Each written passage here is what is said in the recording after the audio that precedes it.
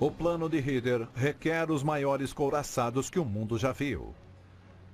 Ele entrega as primeiras plantas de sua frota, 2 couraçados enormes, Bismarck e Tirpitz. Para acompanhar as outras marinhas, estes 2 couraçados serão de 50.000 toneladas cada. A mera ameaça desses navios será suficiente para deter os ingleses, caso seja necessário. O Tirpitz e o Bismarck, 2 dos maiores couraçados que a Alemanha construiu na década de 1930, eram maiores do que qualquer coisa que os ingleses e os franceses tinham. Bismarck e Tirpitz são tão grandes que poucos estaleiros têm estrutura para construí-los. Um é o Blohm & Voss em Hamburgo.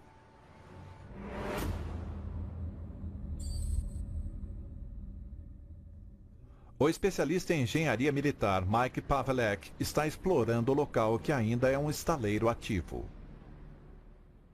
Embora esteja totalmente coberto hoje, este é o ponto exato onde nós estamos, carreira 9, onde Blohm e Voss construíram o Bismarck. Imagine uma rampa.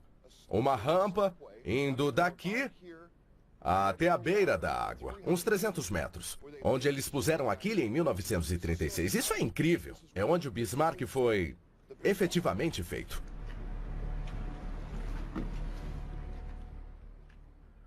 Uma verdadeira floresta de vigas de aço e gruas povoavam a rampa. Elas agiam como uma espécie de andaime enquanto peças eram trazidas para construir o navio. Algo bem parecido a um hangar aberto. Ambos os navios terão mais de 240 metros de comprimento, cerca de 37 metros de largura e 18 andares de altura. Até hoje, há remanescentes de sua construção. Esta peça é incrível. Isso faz parte do cinturão blindado do Bismarck. A chapa blindada que ficava do lado de fora do casco para protegê-lo em áreas críticas. Esta peça sobrou, depois da guerra foi achada e está aqui hoje. É um pedaço enorme de aço. A chapa blindada do Bismarck é projetada para suportar uma carga explosiva de 250 quilos de TNT. Ele era tremendamente bem blindado, era o melhor couraçado blindado que o mundo conhecia. E certamente foi o caso de os alemães exagerarem na engenharia de seus navios, como faziam com tudo. O almirante Hitler quer que os navios sejam insubmergíveis. Primeiro, seus projetistas criam cascos de 2 camadas super fortes. A construção do casco duplo significa que há uma camada externa de metal e também uma camada interna. O casco externo aguenta o estrago, desde que o interno permaneça intacto. Para sobreviver a ataques de torpedos, bombas e ataques aéreos, cada um tem 22 compartimentos herméticos para isolar inundações internas. Esses compartimentos foram projetados para, se o navio fosse penetrado por uma bomba, aquele setor seria lacrado e o resto do navio não inundaria. Ele continuaria flutuando inviável como uma plataforma. 14 de fevereiro de 39, Hamburgo, Alemanha. Em fevereiro de 1939, assim que o primeiro casco é terminado e o navio pode flutuar, Hitler aproveita a oportunidade para inaugurá-lo.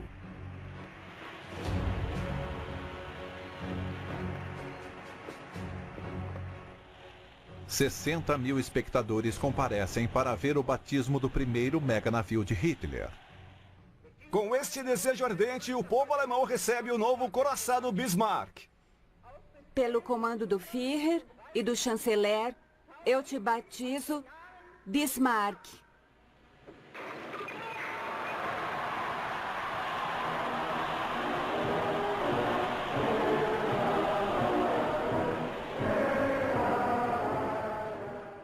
A questão é, para Hitler, o Bismarck tem a ver com prestígio. É um símbolo de status. É dizer, eu tenho o maior navio de guerra do mundo.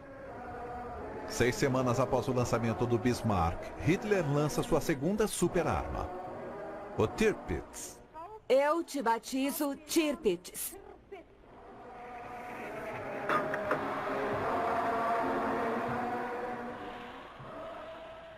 Quando Hitler olha para o Bismarck e o Tirpitz, ele vê uma imagem do próprio prestígio. Eles são imensos, poderosos, perigosos, maus. são uma projeção do poder e autoridade de Hitler. Os 2 novos navios de Hitler estão na água. Logo estarão prontos para a guerra.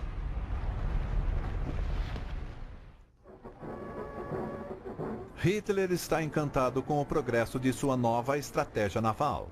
Mas o Bismarck e o Tirpitz são apenas o começo do plano de Hitler para a nova marinha alemã, algo que ele expressa em um manifesto conhecido como Plano Z. O Plano Z, com as embarcações, era um plano para aumentar bastante a marinha alemã. Hitler, com este plano, pensava em fazer da marinha um meio de dominar o mundo. Em termos de embarcações, o Plano Z era uma série de versões maiores e melhores do que o Bismarck e o Tirpitz. O primeiro era o H-39, com cerca de 60 mil toneladas e 265 metros de comprimento, com canhões ainda maiores. Maior ainda, o H-42 pesa mais de 90 mil toneladas e tem mais de 300 metros de comprimento. E o último, o H-44, que era gigantesco, 155 mil toneladas, mais de 400 metros de comprimento, com canhões de 508 milímetros de diâmetro. Ponha isso em perspectiva. Provavelmente o maior canhão que os aliados estavam usando na Segunda Guerra era de 210 milímetros. Então estamos falando de algo absolutamente enorme. O custo total estava estimado em mais de 33 bilhões de Reichsmarks. Mas no final, a Alemanha teria a marinha mais potente do mundo. Hitler concede a Hitler recursos ilimitados para acelerar a expansão naval, mas com uma condição. Ele quer os novos navios depressa. Não posso terminá-los antes de 1948. Não tem como, mein Führer. Não, isso não serve, almirante. Eu preciso deles. Se eu posso construir o terceiro Reich em 6 anos, então com certeza a marinha pode construir esses 6 navios em 6 anos. E o motivo para as exigências impossíveis de Hitler logo fica evidente. Em setembro de 1939, a Alemanha invade a Polônia. A resposta do Ocidente é mais rápida do que Hitler previa e os planos de Hitler correm perigo.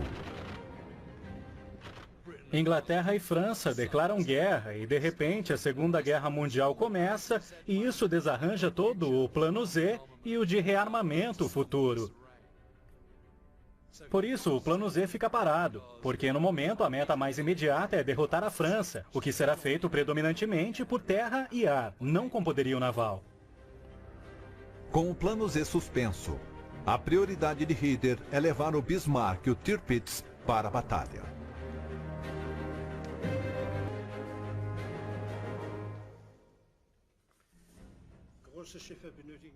Navios grandes pedem canhões grandes.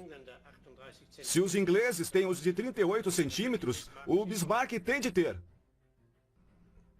Não podemos ter navios menores em qualquer aspecto. Hitler exigia canhões maiores por uma razão muito simples. Com isso, você pode superar seu inimigo. Então, se o inimigo pode disparar uma cápsula a 20 quilômetros e você 22, então você tem uma vantagem de 2 quilômetros para não ser atingido. Verão de 1940 e as batalhas terrestres de Hitler são um sucesso. A Alemanha nazista controla quase toda a Europa Ocidental. Boa notícia para Hitler: 10 meses após ser adiado, o Plano Z pode ser retomado. Sobrava apenas um inimigo da Alemanha na Europa, que era a Inglaterra, e como ela era uma potência naval, esta era a chance de Hitler para retomar seu Plano Z. Construir uma frota alemã grande e poderosa para pressionar a Inglaterra e então derrotá-la. Com mais de 80 couraçados e 500 U-boats, podemos derrotar qualquer marinha do mundo. América, Grã-Bretanha, Japão. Não estamos mais falando de 8 porta-aviões, estamos falando de 20, falamos de 80 acoraçados. O mundo parecia estar aos pés deles, eles estavam confiantes, animados em excesso, eram como crianças numa loja de doces. O Plano Z volta quando o primeiro mega navio de Hitler está pronto para ser lançado ao mar. Em 27 de maio de 1941, após quase 2 horas de bombardeio contínuo, o maior couraçado de Hitler afunda em sua primeira viagem. Quase 2.000 marinheiros são perdidos. Para Hitler, é um desastre de propaganda, e ele responsabiliza pessoalmente Reeder como chefe da marinha. É inútil ter um navio como o Bismarck no fundo do mar. Qual a utilidade de ter um navio importante como este? Diga-me! Eles são totalmente inúteis! Só venceremos a guerra no mar com ousadia, mein Führer. Como assim ousadia? Com quem pensa que está falando? Hitler perdeu a fé em Reeder e seu plano Z. A classe H de navios é cancelada e todos os materiais desviados para a construção do U-Boats. Mas Hitler ainda tem um mega navio à sua disposição. Ele manda o Tirpitz assumir uma posição estratégica na Noruega. A frota de alto mar não teve papel importante nessa guerra! Temos poder de luta parado! Enquanto o exército não para de combater. Falta marinha, homens e ação dispostos a lutar. O uso de navios importantes para atacar comboios comerciais é estritamente contra minhas ordens. Minhas ordens, almirante! Todos os navios importantes serão agora desviados. Suas armas e tripulações serão mandadas imediatamente para a Noruega para dar apoio à defesa da costa. O rompante de Hitler é a última gota para Reeder. Humilhado pelo descarte do plano Z, e agora vendo sua frota sendo desmantelada, ele se demite. Seus navios são desmontados e suas armas enviadas para a muralha do Atlântico. Mas um navio é exceção. O Tirpitz. Para o primeiro-ministro inglês Churchill, o Tirpitz passou a ter uma enorme importância. Ele o chamava de a besta, e não era somente caso de abatê-lo, por ser uma arma perigosa. Era caso de abatê-lo porque seria uma grande vitória psicológica e ele estava determinado a, fosse como fosse, igual ao Bismarck, o Tirpitz teria que ser afundado.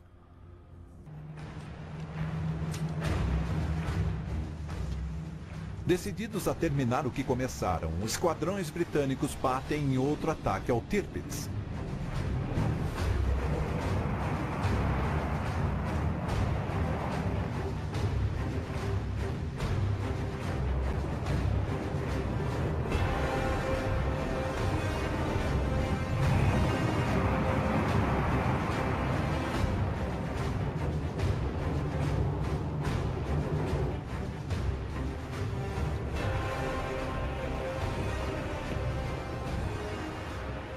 Na Noruega, os aviões são detectados e a tripulação do Tirpitz se prepara para reagir.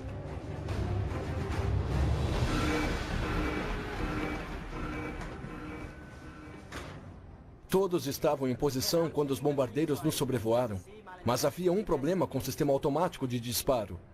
Não conseguimos rastrear os aviões com os canhões e erramos os tiros. Não abatemos uma aeronave sequer.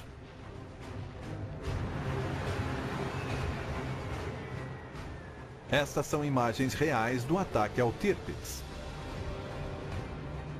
A primeira bomba que cai atinge o alvo. O navio estremece.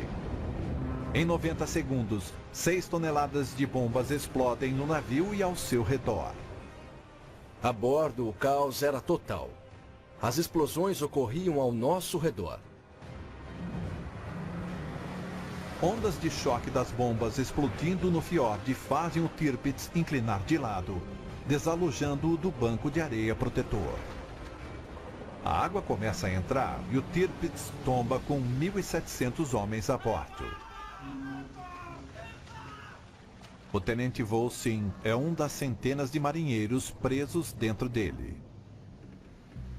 O navio virado. Apesar da chapa blindada e o casco de aço grosso que deixava o Tirpitz impenetrável, agora aprisiona os que estão vivos dentro dele. 30 minutos depois de o Tirpitz virar, somente o casco permanece acima da superfície do fiord. E a maré está subindo. Não adianta. Não temos saída. Já tentamos de tudo. A maioria dos homens ficou presa a bordo e teve início uma grande operação de resgate. Eles estavam sobre o casco com maçaricos, tentando abrir buracos, e ouviam os homens batendo no metal. Socorro! Socorro!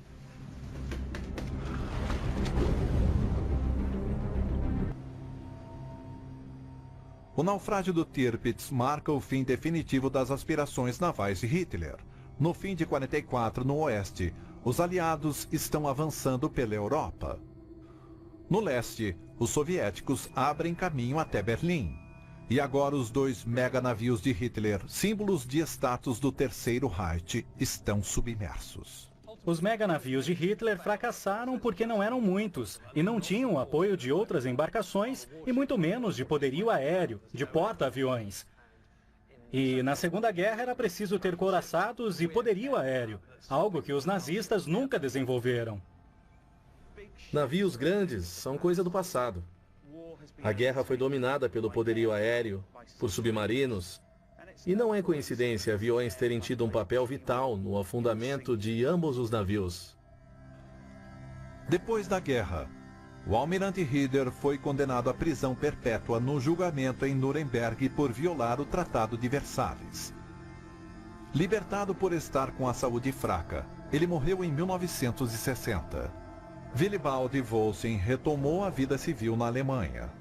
O naufrágio do Tirpitz põe fim à era dos meganavios nazistas. Nunca mais couraçados como esses dominarão os mares.